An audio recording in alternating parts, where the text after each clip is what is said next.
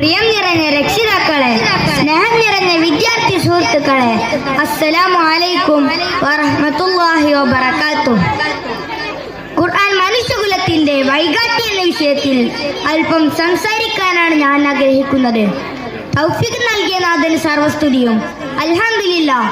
ബഹുമാന്യരെ, പരിശുദ്ധ ഖുർആനിന്റെ അത്ഭുതങ്ങളെ കുറിച്ച് പറഞ്ഞു തുടങ്ങുമ്പോൾ 14 നൂറ്റാണ്ട് മുമ്പേ പ്രവാചകരും ഒരു കാട്ടാള സമൂഹവും ചേർന്ന് ലോകത്തിന് പഠിപ്പിച്ച നീണ്ട കഥകൾ പറയാതിരിക്കാനാവില്ല.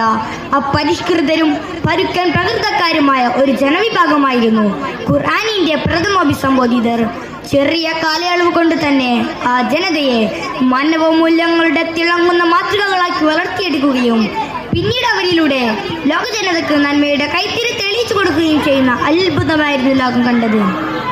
വിശുദ്ധ ഖുർആൻ കേവലം ഒരു രാജ്യത്തിന്റെയോ ഒരു ഭാഷയുടെയോ ഒരു കാലഘട്ടത്തിന്റെയോ ഒരു വർഗത്തിന്റെയോ മാത്രം കേന്ദ്രമല്ല, മറിച്ച് മാനസികതയാണ് അഭിസംബോധന ചെയ്യുന്നത്.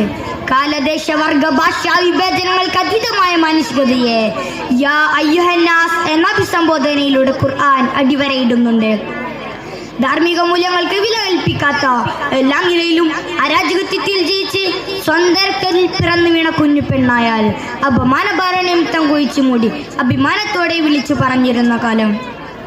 അയൽവാസിയുടെ വീട്ടിലേക്ക് തന്റെ ഒട്ടകം കടന്നാൽ അതിന് പേരിൽ വർഷങ്ങളോളം യുദ്ധം ചെയ്തിരുന്ന യുദ്ധക്കൊതിയന്മാരായ ജനത താൻ മരിച്ചു കഴിഞ്ഞാൽ തന്റെ കുഴിമാടത്തിന് മുകളിൽ കുഴിച്ചു വെക്കുന്ന മുന്തിരിവള്ളിയുടെ വേരുകൾ ഞുരുപ്പിക്കൊണ്ടിരിക്കുന്ന തന്റെ അസ്ഥിപഞ്ജരങ്ങൾക്ക് മദ്യത്തിന്റെ ലഹരി പകരുമെന്ന് പറഞ്ഞിരുന്ന ജനത സാമൂഹികമായും രാഷ്ട്രീയമായും സാമ്പത്തികമായും ലെവൽ ലക്ഷ്യ നന്മകളില്ലാത്ത ജനത ജീവിതത്തിൽ അടിപിടിയും പെണ്ണുപിടിയും കള്ളുകുടിയും മാത്രം ലക്ഷ്യമാക്കുകയും അതിനുവേണ്ടി എന്ത് അനീതിയും എന്ത് അക്രമവും എന്ത് അസഭ്യവും എന്ത് അശ്ലീലതയും വിളിച്ചു പറയാൻ തൃപ്തരായ സമൂഹത്തെ ഹൃസ്വകാലം കൊണ്ട് ഖുർആൻ നക്ഷത്ര തുല്യരാക്കി സംസ്കരിച്ചു ധരിച്ച് ഏറ്റവും ഉദാത്തമായ മാതൃകാ പുരുഷരാക്കി മാറ്റി.